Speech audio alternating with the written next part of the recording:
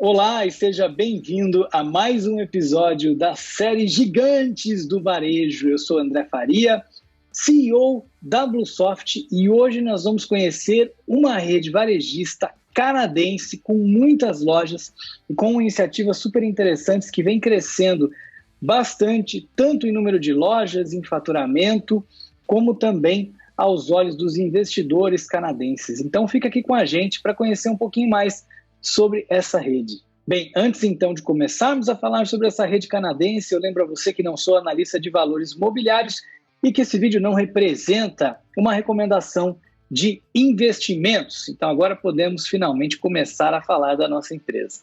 Muito bem, então nós vamos falar sobre a rede Metro, a rede canadense aqui, uma das maiores do Canadá, líder em Ontário, líder em Quebec.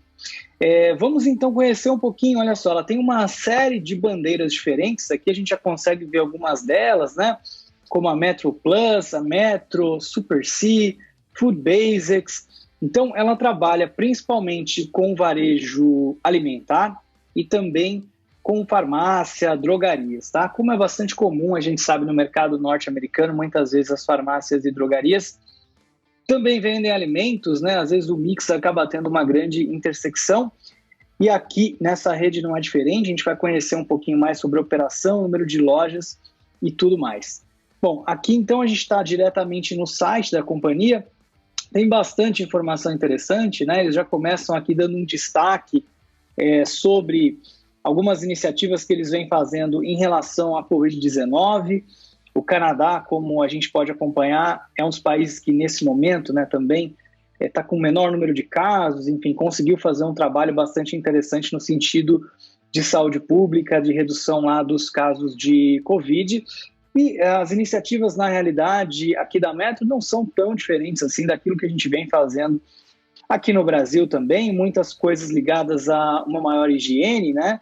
Enfim, sinalização das lojas e também um grande crescimento da oferta de e-commerce para poder fazer entrega na casa das pessoas.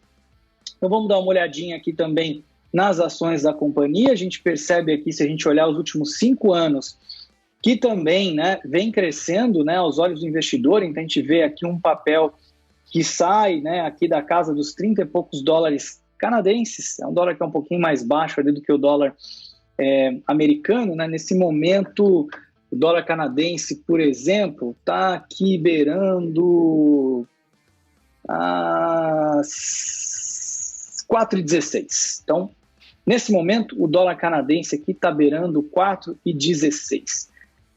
E o papel já chega aqui a mais de 50 dólares, né? Então, é um papel que vem realmente aqui aumentando no preço, vem tendo bons resultados para o investidor também no sentido de valorização.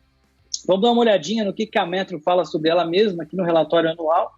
Então ela já começa se colocando como líder, né, em Quebec e Ontário, que são dois dos grandes ali estados canadenses. A gente percebe que eles já têm mais de 953 lojas, então quase 1.000 lojas, sendo dessas lojas quase 650 drogarias, né, farmácias. E a gente vê também quase 90 mil pessoas trabalhando direto ou indiretamente nessas lojas aqui da companhia. Eles estão atualmente aqui com quase 18 bilhões de dólares canadenses em vendas, que representa, né, mais de 7% de crescimento. Eles também vêm crescendo aqui na lucratividade da companhia, né, em 11,5%, dependendo do indicador que a gente olhar aqui, se for ajustado, até um pouquinho mais aqui, 13,3%.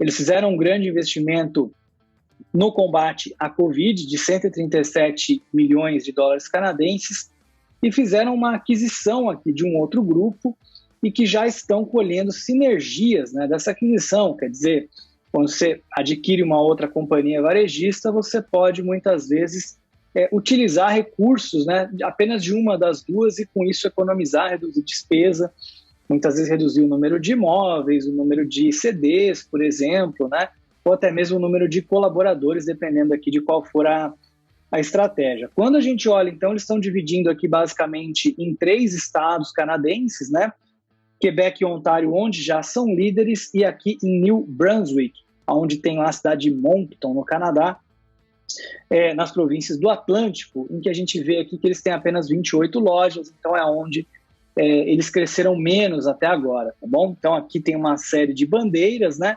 E a gente consegue ver um pouquinho da distribuição destas lojas. E quando a gente olha para os números da companhia, a gente percebe que de 2016 até 2020, a companhia tem crescido, né, de maneira bastante disciplinada seus números de venda, seu resultado do lucro operacional, o seu lucro líquido, o lucro ajustado, também aqui em termos de geração de caixa, né? Então, cada ano está sendo um pouquinho melhor. A companhia vem também adquirindo mais ativos, né? Isso daqui se traduz com certeza em equipamentos e também imóveis.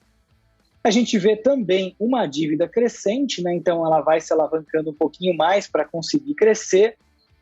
A distribuição de lucros para o investidor também aqui vem aumentando, com exceção aqui de um pico que a gente teve no ano de 2018, que foi bem maior do que os demais, provavelmente fruto de algum evento não recorrente, talvez a venda de alguns imóveis ou de algumas lojas ou de alguma bandeira. A gente precisaria voltar um pouquinho no tempo para entender o que aconteceu aqui, mas removendo esse outlier, que deve ter sido algum evento desse, a gente percebe também uma consistência no crescimento aqui da distribuição de dividendos da companhia, o que para o investidor geralmente é um bom sinal, né? Aqui na distribuição de dividendos, na realidade está aqui embaixo, pessoal, e aqui em cima a gente tem o lucro líquido, tá? Por ação, lucro líquido por ação. Aqui a gente consegue ver também alguns indicadores, então quando a gente divide aqui o lucro operacional pelas vendas, a gente vê que esse é um indicador que também vem crescendo com consistência ao longo dos anos. O retorno em cima de equity, né? Aqui também a gente pode ver que ele já sofreu uma variação um pouquinho maior, saiu aqui de 21, chegou a 40 e depois 13,1. E aqui a gente pode olhar um pouquinho do endividamento, né? Olhando aqui a dívida de longo prazo, né? E o leasing dividido pelo capital total, a gente vê também que vem aumentando a dívida da companhia ao longo do tempo, o que acaba sendo também natural para uma companhia que vai se alavancando para crescer dentro, né, de um mercado, de uma estratégia em que os juros são muito baixos, né? Muitas vezes esse endividamento não necessariamente significa algo ruim, pode ser uma estratégia realmente interessante para garantir um crescimento da companhia.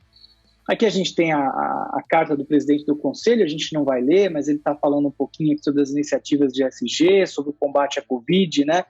Um pouquinho desse momento da companhia. A gente tem também aqui uma carta do CEO.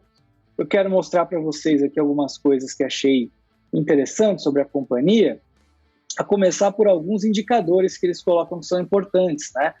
E esses indicadores são indicadores que talvez você aqui no seu varejo não esteja observando, então já fica aqui um convite para você passar a olhar esses indicadores da sua companhia. Se você já é cliente da BlueSoft, claro, você pode simplesmente acessar o BlueSoft BI, onde você já vai encontrar esses indicadores para poder consultar e comparar a sua companhia. Mas eles estão dizendo aqui, olha, é muito importante para a gente acompanhar como estão as vendas nas mesmas lojas, porque muitas vezes, se você analisar somente a venda total da rede, como você compra outras redes, aqui no caso deles, né, como você abre lojas, então você pode ver um crescimento, mas que se você observar apenas as lojas que você já tinha no período anterior, quando você observa, por exemplo, as vendas de um trimestre, pode ser que você não esteja crescendo tanto assim. Então vale a pena você tirar as novas lojas que foram adquiridas nesse período ou que foram abertas e considerar apenas as lojas que já existiam, é o que é chamado aí de same store sales. Outra coisa importante também aqui, né, ticket médio, né, então em número de transações, número de clientes que são atendidos pela loja e o ticket médio desses clientes, a venda média semanal, né, e a venda média semanal também por metro quadrado. Então aqui observando também o espaço que a gente tem para cada uma das lojas, quando você trabalha com diferentes formatos, né, supermercados maiores, supermercado de vizinhança, é interessante você observar também a venda por metro quadrado para entender como é que esses números se comportam. A média de venda semanal, a média de venda então por metro quadrado, e depois a gente tem aqui também, né, a representatividade dos clientes que fazem parte do programa de fidelidade. Depois o market share, né, então medir como é que é a nossa representatividade em cima do espaço, né, de consumidores que a gente pode atender, qual percentual desses consumidores que vão à nossa loja versus aos nossos concorrentes. a satisfação do cliente, aqui a gente tem também a margem bruta, a gente tem aqui também a venda por hora, né, a venda horária, e alguns outros indicadores aqui interessantes que vale a pena você dar uma olhada então também e observar esses indicadores em relação às suas lojas. Então aqui eles estão destacando que esses são os principais indicadores que eles mesmos usam para entender se eles estão indo bem ou se eles estão indo mal. Alguns destaques, né, que eles conseguiram atingir então nesse ano fiscal de 2020, né? Então aqui eles estão dando algumas informações importantes para a gente. Algumas coisas é que eles doaram 4 milhões de dólares canadenses para suportar a comunidade, especialmente aqui por conta da decorrência da pandemia. Também estão investindo na construção de um novo centro de distribuição totalmente automatizado, né, focado na distribuição de produtos perecíveis e congelados, lá na região de Montreal. Estão também investindo bastante no aumento da capacidade de trabalhar no canal online, no e-commerce, né, pessoal? Como a gente vem vendo isso acontecer também consistentemente aqui no Brasil, em outras empresas que nós estudamos recentemente. E, por fim, continuam dando atenção ao ESG e aos planos de responsabilidade social da companhia. Bem, então, quando a gente observa apenas esse período aqui, né, mais focado no resultado já do terceiro trimestre do ano fiscal, que é o último relatório publicado pela companhia, a gente já consegue ver que, observando 40 semanas, o crescimento sai de 13,8 para 14,1, mas quando a gente observa apenas as últimas 16 semanas, o crescimento não acontece, na realidade fica muito próximo aqui, de 5,8 de 2020 para 5,7 de 2021, né? Praticamente aqui ficou, então, equilibrado esse resultado. Quando a gente olha para o lucro, né, a gente sai de 609 milhões em 2020 para 631 em 2021. E quando a gente olha apenas 16 semanas, também a gente tem aqui uma pequena queda em 2021. Sempre interessante também a gente dar uma olhadinha na margem bruta da companhia, né? Então a gente percebe aqui que, olhando para as 16 últimas semanas, a margem bruta é 19,8, olhando para as últimas 40, 19,9. Então aqui se aproxima de 20% de margem bruta, né? O consolidado. Então aqui tanto supermercados como farmácias também. Muito bem, então essa foi aqui a nossa breve reanálise da Metro do Canadá. Espero que você tenha gostado de conhecer um pouquinho mais dessa companhia. Muito obrigado, espero que você tenha então gostado de conhecer um pouquinho mais aqui sobre essa grande rede varejista canadense e que tenha tirado alguns insights interessantes aqui desse vídeo. Então, não esquece de compartilhar esse vídeo aqui com outras pessoas que você acredita que possam gostar desse conteúdo, se beneficiar aqui desse material. E você já sabe que a BlueSoft pode ser o seu principal aliado na transformação digital aí do seu varejo. As nossas tecnologias, eu tenho certeza, podem ajudar muito a sua organização. E é por isso que o nosso time comercial está à sua espera, para que a gente possa demonstrar o que a nossa tecnologia pode fazer aí por você, pela sua equipe, pela sua empresa. Então entre em contato com a gente, vai ser um prazer poder conversar com você. Um grande abraço e até o próximo episódio.